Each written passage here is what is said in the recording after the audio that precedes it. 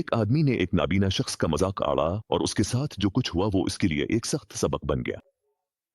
वो एक लापरवाह आदमी था जिसे दूसरों के जज्बात की कोई परवाह नहीं थी। वो अपना वक्त कैफे में बारी सोहबत के साथ गुजारता और दूसरों का मजाक अलिफाड़ता था। एक दिन इसने एक नाबीना शख्स का मजाक आड़ा और जानबूझकर इसे जमीन पर गिरा दिया, जिस पर उसके दोस्त हंसने लगे। कई साल बाद इस आदमी को एक नाबीना बेटे की नेमत मिली जिसका नाम उमर था।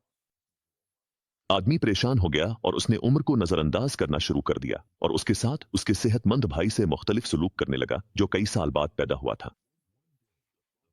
एक दिन वालिद ने उम्र के रोने की आवाज सुनी क्योंकि वो मस्जिद जाना चाहता था लेकिन नहीं जा सका क्योंकि इसके भाई खालिद ने इसकी पुकार का जवाब नहीं दिया। तो वालिद ने खुद उसे मस्जिद ले जाने का फैसला किया और यह पहला मौका था कि वालिद ने कभी मस्जिद में कदम रखा था।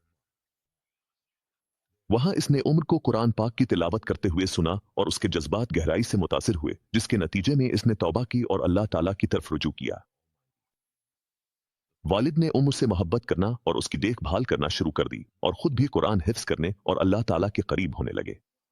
इसे एहसास हुआ कि इसने अपनी जिंदगी चाय खानों और फजूल मशागिल में जाया कर दी है और उसने ईमान का सबक इससे सीखा जिसे वो कभी सबसे कमजोर समझता था, यानी अपने बेटे उम्र से।